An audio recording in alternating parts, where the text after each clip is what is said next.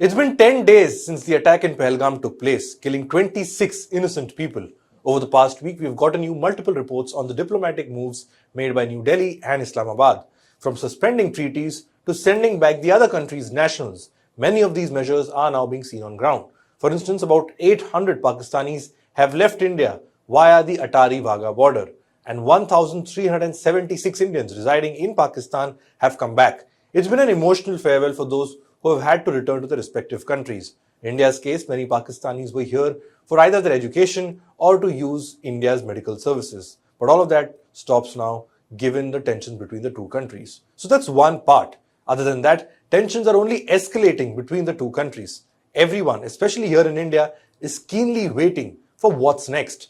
What sort of a military response does New Delhi go for? Because the pressure is mounting for an apt retaliation to avenge the killing of ordinary tourists. Over the last few days, Prime Minister Modi had a spate of meetings. He chaired a meeting with the Air Force, Army and Navy chiefs along with the CDS, it is the Chief of Defence Staff, and Defence Minister Rajnath Singh.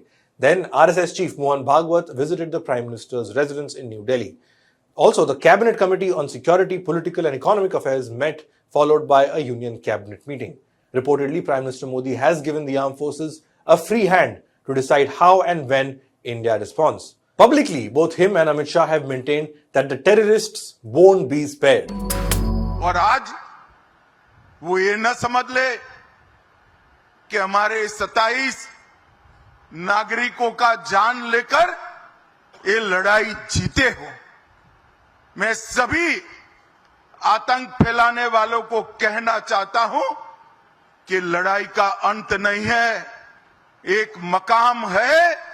हर व्यक्ति को चुन चुन कर जवाब भी मिलेगा, जवाब भी लिया जाएगा। As for Pakistan, they have violated ceasefire at the line of control for the last 8 nights straight. The Indian Army has responded appropriately to unprovoked firing from Pakistan's side. Some reports say Pakistan is preparing for airstrikes from India. Their Information and Broadcasting Minister made a statement at 3 a.m. He called a press conference at 3 a.m. claiming that India plans to launch a military strike within the next 24 to 36 hours. That hasn't come true either. In this video, we'll give you all the updates in the story, and we will also look at those behind the Pahalgam attack. 4 terrorists who targeted innocent civilians in Baisaran Meadow. 4 terrorists who still haven't been caught as we speak. Hello and welcome to Simply Put. I am Shubham Chauhan. Let's get started.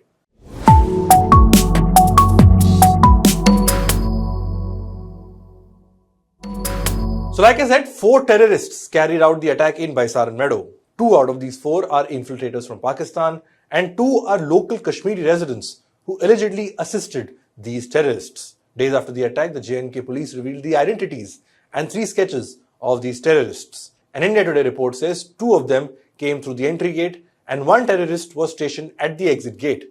The report adds that there might have been a 4th terrorist hiding in the forest, possibly to provide support and watch out in case there is a response. Post the attack, a terrorist organization called the Resistance Front took responsibility. It is an offshoot of the Lashkar-e-Toiba led by Hafiz Saeed.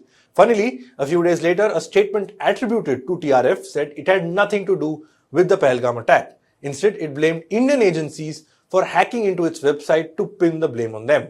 Earlier this week, Pakistan Foreign Minister Ishaq Dar claimed he pushed the United Nations Security Council to omit TRF's name from the UNSC resolution on Pahalgam. So who exactly carried out the Pahalgam attack? 4 terrorists, all belonging to Lashkar-e-Toiba. 2, like I said, are from Pakistan, and these 2 Pakistani terrorists are believed to have entered J&K about 18 months back.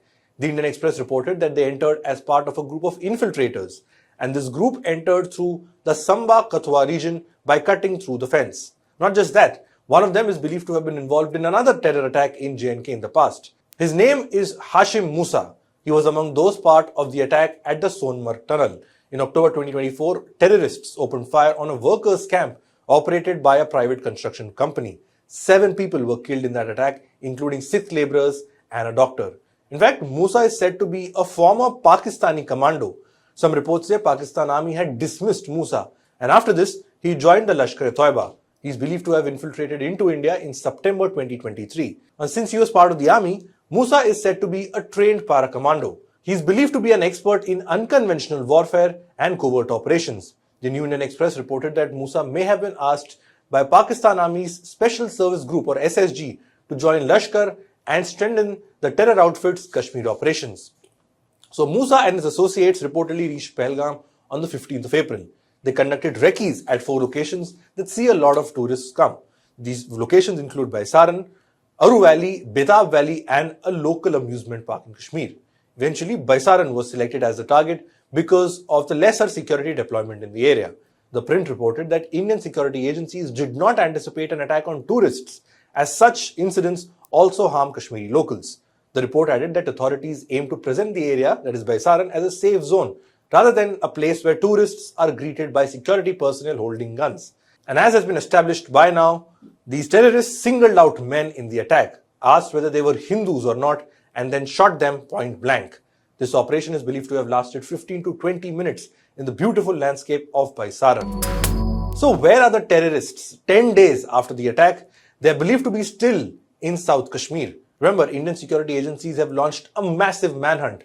Teams of the army, the Rashtriya Rifles and paramilitary forces are scanning the upper reaches of Anantnag, where the terrorists are suspected to be hiding. The Express reported that security forces located the Pahalgam attackers at least 4 times in different spots between 22nd and 27th April. They were very close to cornering them in the forests of South Kashmir.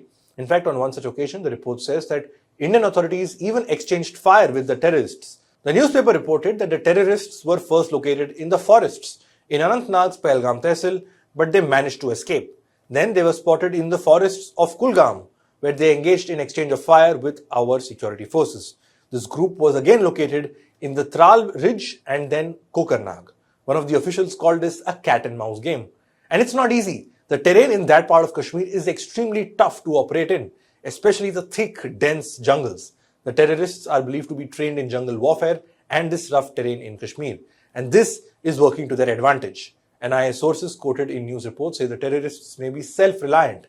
In other words, they are believed to be heavily stocked with food and other essential supplies, and this is helping them stay under cover. Usually, terrorists would leave some footprint or the other behind, like interacting with a local villager for supplies, and then that intel reaches the security agencies. And eventually, the terrorists or the attackers are traced. But that doesn't seem to be the case now. But Indian authorities are confident that it's only a matter of time that terrorists behind this Pahalgam attack are nabbed, as the anger and frustration among Indians piles up. That's all we have for this episode of Simply Put. Thanks for watching.